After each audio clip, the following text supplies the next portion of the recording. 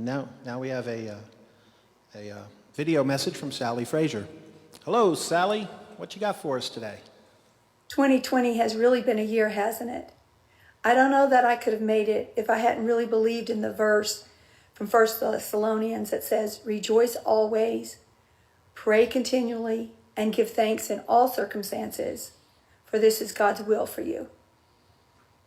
I want to go through some of my trials but things I have to be thankful for about from the year 2020. First of all, in March, Rich and Monica had another baby girl, Nova, and we were blessed to be able to be there for a whole week, holding her, loving on her, also Athena, their first girl, and them. And it was such a blessing. When we got home, boom, that's when COVID hit, or really it already hit, but that's when the lockdowns came. So I'm really grateful that we had that time before, that we could go and spend all that time with her, because we didn't see that family, Rich's family, again for a while.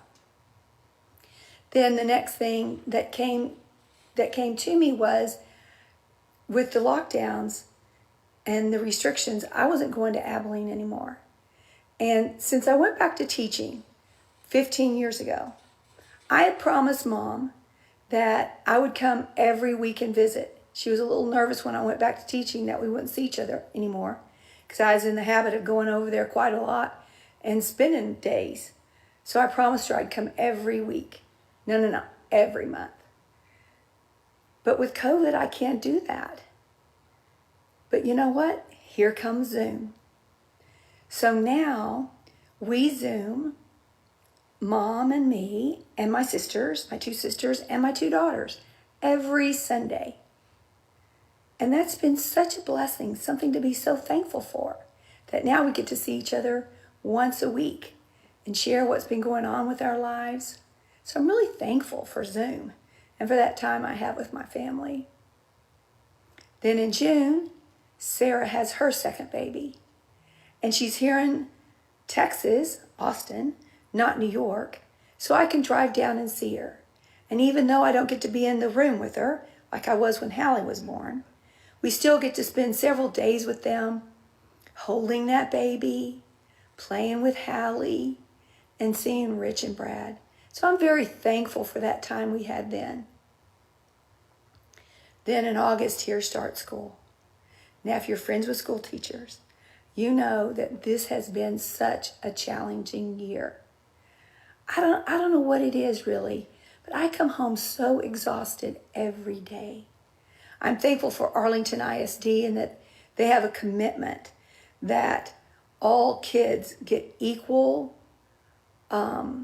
access to learning. So we don't make up two sets of lesson plans. We have one set that we give to the kids who are on campus and to the kids who are at home. They've made sure that every kid has the right technology. But it's just so hard making these lesson plans that have to be delivered through the computer that will engage the kids at home, which I have several that are home alone. And what 9 or 10-year-old that's home alone is going to get on the computer and do schoolwork instead of get on the computer and watch YouTube and do video games? You know, that's just not happening. But that will also engage my students who are at school with me. It's just been it's been difficult, and the time it takes to make these lesson plans, I don't know. And maybe it's also just the having to make sure everything is sanitized and we're 6 feet apart and we're all wearing masks and all that, and breathing your own air all day long. But it's hard. It's really hard. But I am so thankful for my class this year. I got moved last year from 3rd grade up to 4th grade, but with my same class. So I have the same kids I had last year. And we have really had a good year together. The first part of the year, if you're a teacher or teacher friend, you know this. You go through your discipline and we sign respect agreements, how we're going to all respect each other. And really, after that, that's been it for me as far as having to focus on discipline. Because the kids, I don't know, we just get along so good together. We love each other. We respect each other. We help each other. And I have not had any discipline issues this year. Where in the past I come home, fill Olin's ear full of stories of this problem or that problem I've had with students. But this year, that has not been the case. We've had a good year. And so I'm so thankful for my class. Okay, then here comes around Thanksgiving. And you know, COVID is going strong and we're not really supposed to be together, but no one has met Nova except for Olin and me when we met her when she was born. I mean, nobody's met her, the rest of my family. And this is Sarah's first time to be home for Thanksgiving since she moved to New York. And so Rich, my lawyer son, drew up a contract for us all to sign about COVID protocols.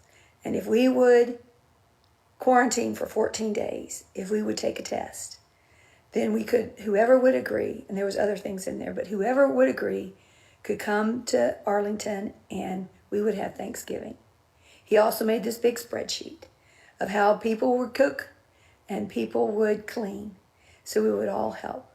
And so we signed the contract, we all agreed, and people came, the kids came, and it was a great Thanksgiving. We saw that we had 4 little grandkids running around here, loving on each other. We saw Sarah and Brad got to meet Nova. It was a good time. And I was so thankful for that time. So they decided, let's do it again for Christmas. And although, I wasn't looking forward to shoving that COVID test up my nose, it was so worth it to have my kids around. And so we decided to do it again for Christmas with the protocols on the contract and the spreadsheet. Now, in the meantime, Casey had called and talked to me about making the bread. Because homemade bread, is something that's been passed down from my grandmother that I've taken up. Some of you have had the bread. I've brought it to church before. But it makes these 5 loaves of bread. And we start making it around Thanksgiving, and we make it through the spring. And we share it with the kids and with my siblings. And it's a big family tradition. So Casey said, Mom, when are you going to start making the bread? And I told her, honey, I'm just so tired. From school every day, I do not see bread in my future. Well, a few days later, here she comes with 2 loaves of bread for me. She and Olin had cooked up this plan for her to come over and use the kitchen. Because we don't really associate with them because of COVID. So we see them in the driveway, but they don't come over and we don't hang out together. But she and Olin had figured out a way for her to come and use my mixer, and because it's big, you need a big mixer to make these 5 loaves of bread. So anyway, she made the bread. Well, it didn't taste quite right. So we talked about it. So she made another batch. She's sending it home to Abilene for my parents and my siblings. She's sharing it with me. Her family's just devouring it. So she makes another batch. It's still not quite right. So I say, well, we get out of school on Thursday afternoon.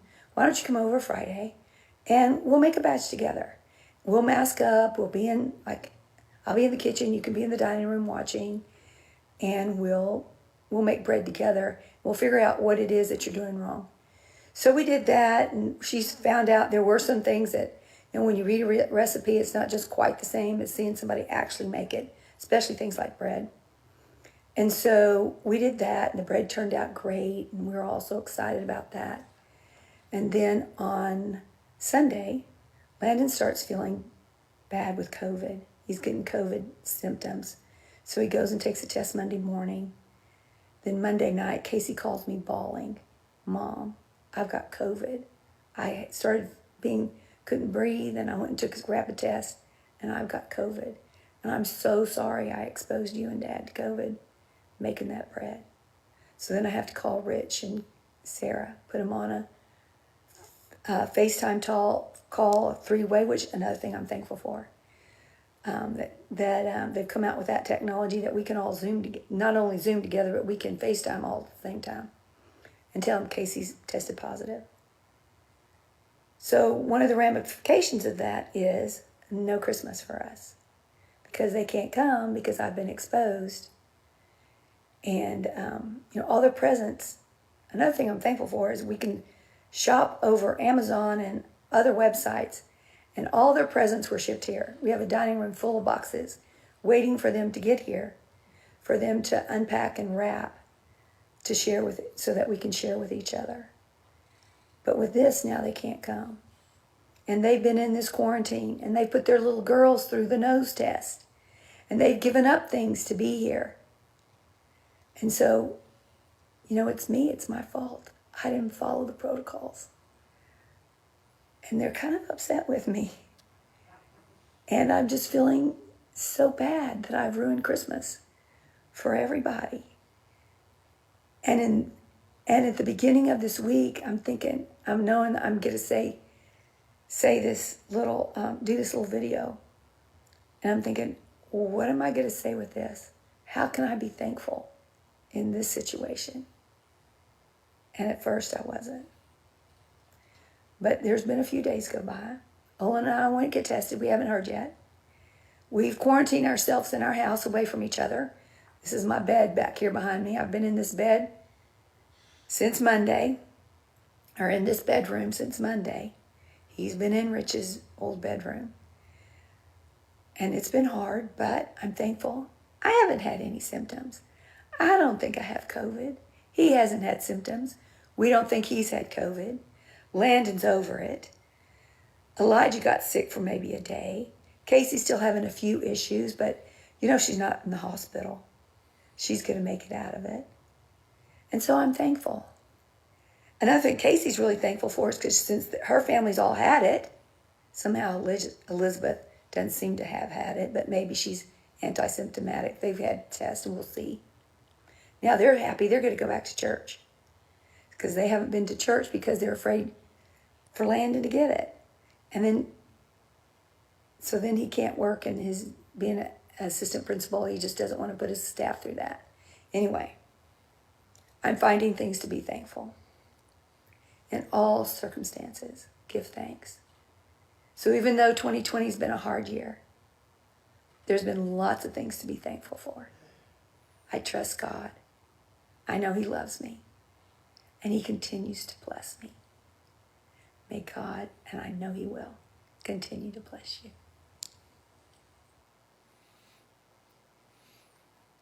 Thank you, Sally, for sharing with us.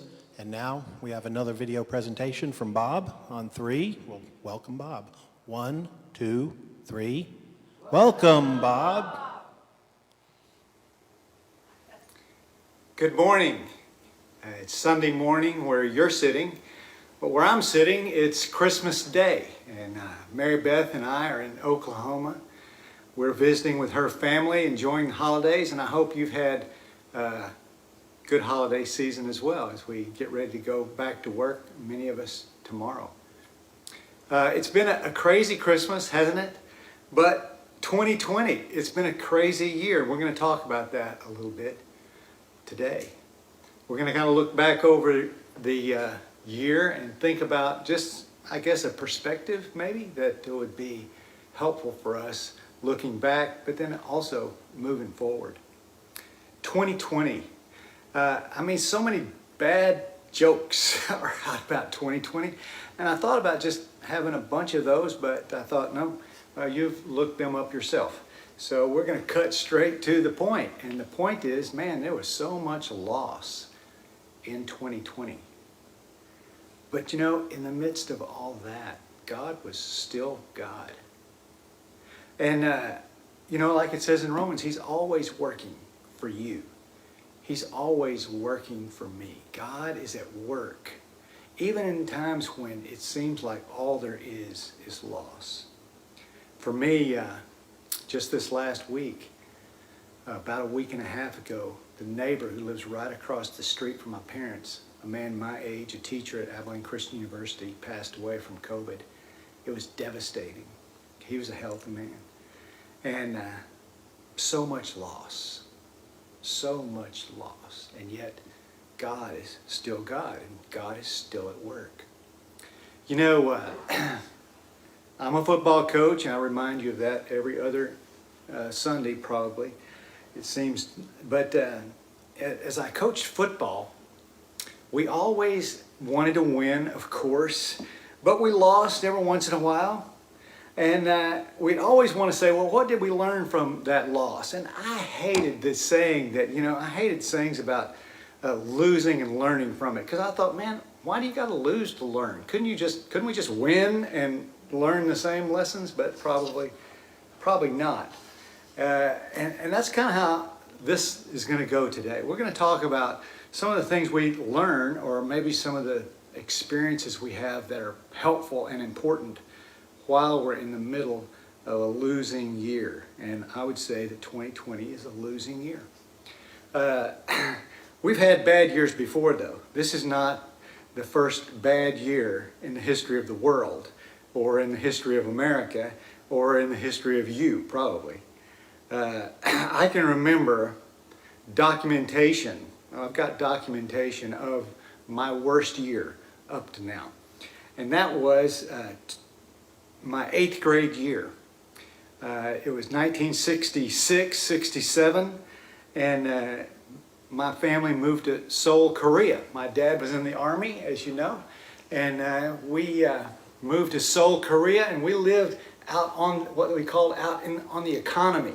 You could go to, in that time, you could go two ways. You could either go your normal tour of duty, 3 years, and then your family got to stay on the base and all the opportunities and privileges of staying on the base, or you could go hardship, and Dad and Mom decided we'd go hardship. That meant we would live out in Seoul, Korea, not on the base, not having those privileges. And in those days, Korea was a third world country, and I've told stories about Seoul before, living in Seoul, but really, in a way, we were quarantined because we were right in the middle of a neighborhood where no one spoke English for miles and miles and miles.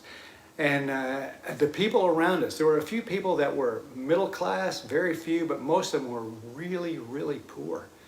I've talked to you about the cardboard house we walked by on our way to school. But mostly it was this feeling of we were all by ourselves. And it was me, my mom, and my 3 sisters for the week, and my dad would come home only on weekends. And that's rough. Especially, you're a kid, boy, you're getting ready to go into 8th grade, and you're excited about life, and now that you're living in the projects in Seoul, Korea. And the way this is documented, when I was born in January 1953, my mom started sending out Christmas cards with pictures in that December. And so she's got 67 years of Christmas card pictures, starting with just me. A few years later, my sister Sally came along, and then my sister Becky, and then my sister Patty, and you get the idea. And as we went, man, there were great pictures, and you can see the family just grow, and we're a happy group, except for that year we sent a picture home from Seoul, Korea. It looked like, no kidding, it looked like 6 of us. My mom, my dad, and my 4 sisters were all lined up in a line, and it looks like we are prisoners of war. I mean, the look on our face, it was all just glum. And Sally, she can get a sad face pretty quick. But me and my dad, we struggled with that. But even Dad was just like despondent, because we were in the middle of the worst year ever. You know what, though? Not right away. Not even a year later, not even 2 or 3 years later, but several years later, I began to look back on that experience in 8th grade in Seoul, Korea, as maybe the most important year of my life. It wasn't the best year, but it was so important because several things happened there. One is our family got really, really close because we were around each other all the time. And of course, as I've mentioned, sometimes my sisters annoyed me, but there was a closeness that was even stronger than the annoying factor. And there was also just, we took for granted so many things living in the United States.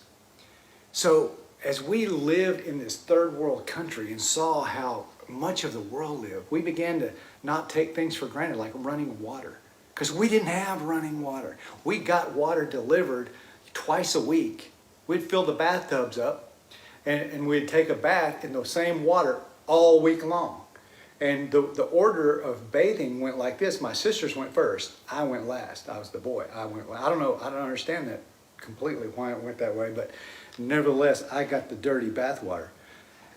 And we just came to appreciate so many different things about America, and so many different things about our family, so many things about our church, and so many things really came into perspective that really helped me. It was a very important year in my life, even though at the time I hated it.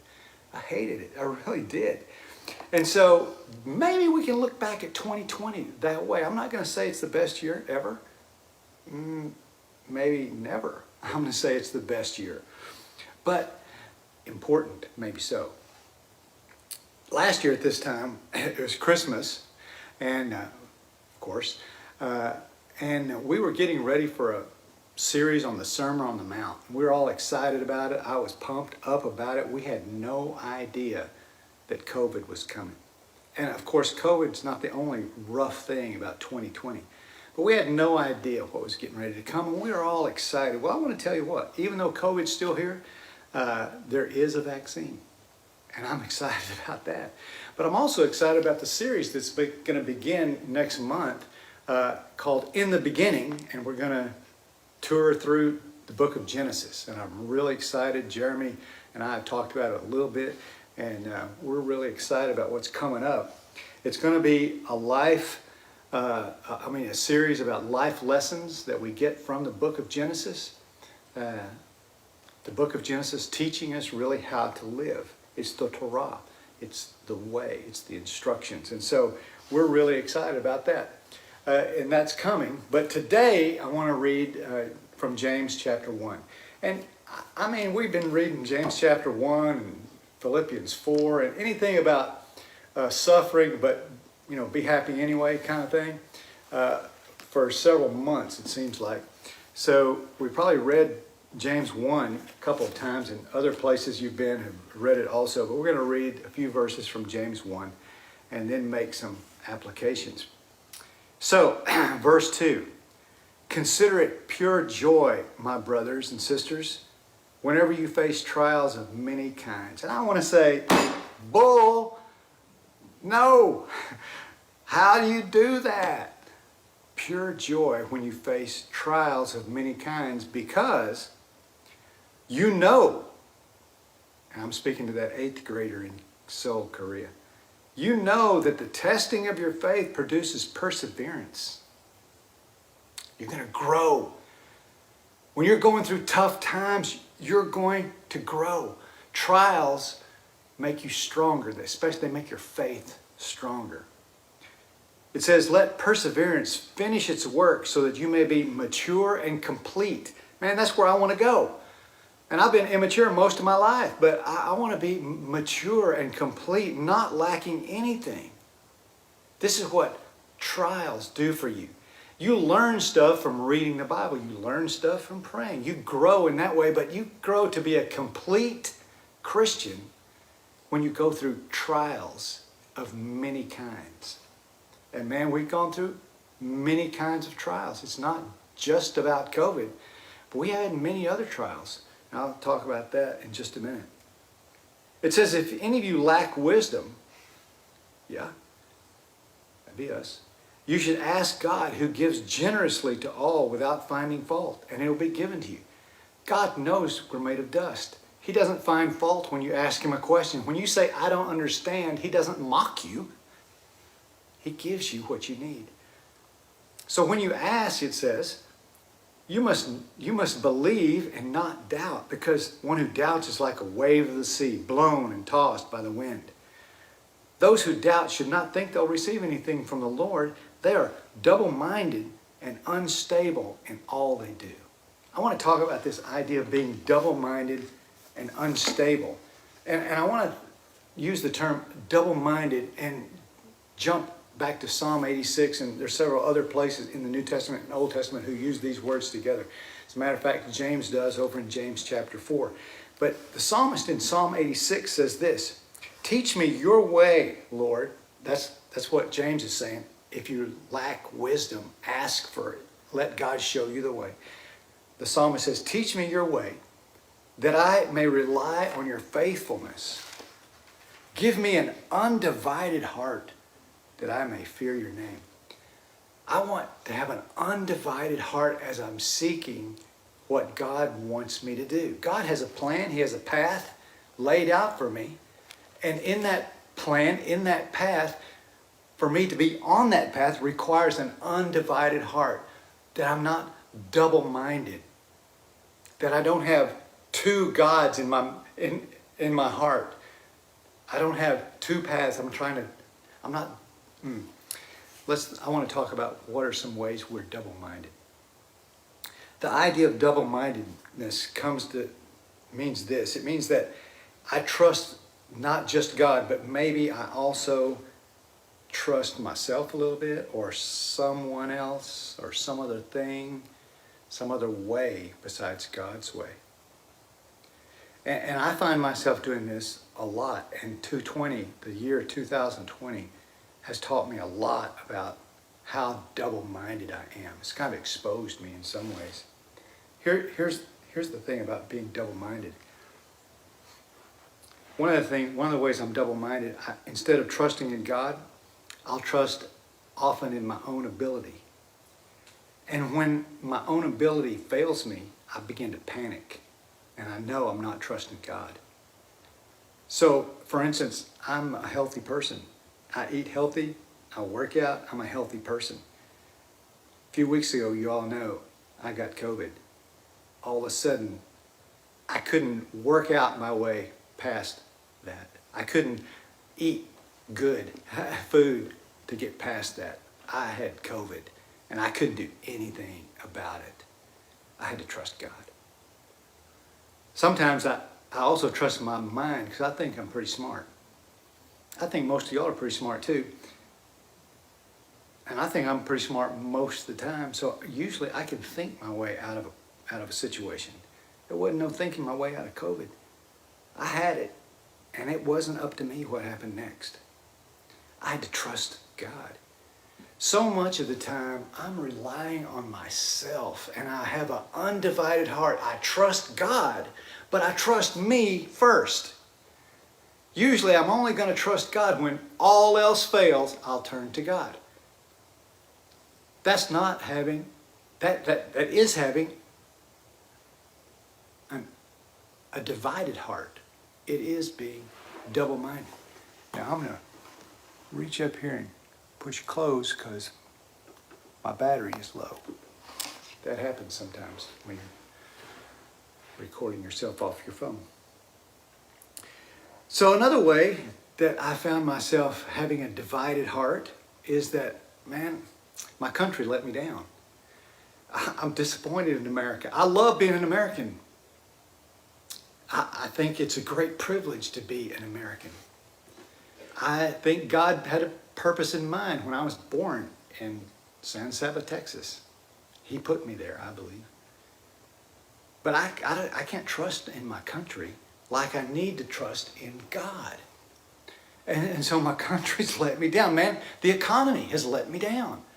I'm scared to death the economy's going to crash, and then what's going to happen to me? Because I trust the economy, and I trust our political system. And didn't it just go crazy this year? Can you trust? I trusted so much about our country, and I love our country, but I can't put our country on the pedestal where only God belongs. I'd have to trust God. I can't be a double-minded person that puts my country where only God should be, on the throne of my heart. You know what? Another thing, my family. Man, I trust my family. I love my family. There's nothing I trust more than my family. And in saying that, I need to trust God more than my family, because my family, I love them, but they can't do for me what only God can do.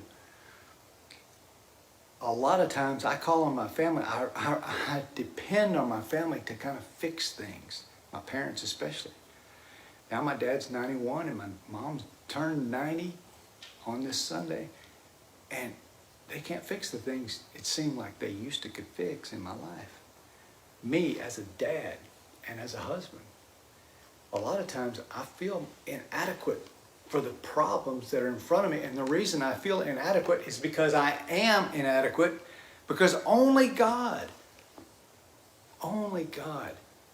can take care of some of the problems I'm trying to let my family take care of. While I love my country and I love my family and I do have confidence in my own ability, none of those things are God. I can trust and only trust God. So one of the things 2020 has done has given me the opportunity to grow in faith. That means my trust gets stronger. I grow in faith. 2020 has given me the opportunity, some opportunities to be creative in how I love people, to be a calm voice in the midst of a lot of chaos. Man, a lot of chaos happened. The racial tension in our country this year, the trouble about what to do with COVID, church, to meet, to not to meet, the chaos that's in our country, whether to work, not to work, the chaos in our country. I had the opportunity to be a calm and clear voice of hope and in some ways, peace. One of the things that 2020 has done is given me an opportunity to trust God more. So sometimes I wonder this question. I wonder if I find myself wanting so much to be comfortable. Because one thing 2020 did, it drove us out of our comfort zone. Do I find myself wanting to be so comfortable that heaven is not that big a deal? I want it now, and I want it all. And I'm devising a place for myself to live, knowing that, well, really, Jesus has said he's going to go prepare a place for me to live forever. And so as I look at death, and I look at perhaps an economy that's falling apart, perhaps uncertain future financially, as I look at these things, are these things so fearful to me that I've lost my confidence in God? Because God's promised me some things. He's promised me that he's gone ahead of me to prepare this place in heaven. And so I'm thinking about this, and this is really how we're going to close today. We might close the sermon because the battery dies in just a second, but on the other hand, I want to ask this question and read from Psalm 86. What if my evaluation of the year 2020 was not based on my comfort? It wasn't based on my ability to take care of myself. What if it was based instead on my faith and the opportunity that 2020 gave my faith to grow? I would say one thing all of us have had in the year 2020 is the opportunity for our faith to grow. And isn't that an important year? Kind of like 8th grade for me in Seoul, Korea. 2020 gave my faith the challenge to grow. And I believe in our church right here at CCC, we've risen to that challenge. I look back at my faith in 2019 and I have a stronger faith today. It's been challenged, but it's stronger today than it was a year ago. 2020 was a really important year. May not have been my best year, but it was a really important year in my life of faith with God. I want to read this psalm, and we're going to close with the reading of the end of this psalm. Psalm 86. I began a minute ago in verse 11. I'll start there again. Teach me your way, O Lord, that I may rely on your faithfulness, and give me an undivided heart that I may fear your name. I will praise you, Lord, my God, with all my heart. I will glorify your name forever. For great is your love for me. For you have delivered me from the depths You have delivered me from the realm of the dead. Arrogant foes are attacking me. A band of ruthless people seek my life. They have no regard for you. But you, Lord, you are compassionate and gracious, O God. You are slow to anger and abounding in love and faithfulness. Turn to me and have mercy on me. Show your strength in behalf of your servant, and save the son of the woman who served you before me. That'd be Patsy Strader in this case. Give me a sign of your goodness, that my enemies may see it and be put to shame, for you, Lord, have helped me and you have comforted me. Hope you guys have a great week.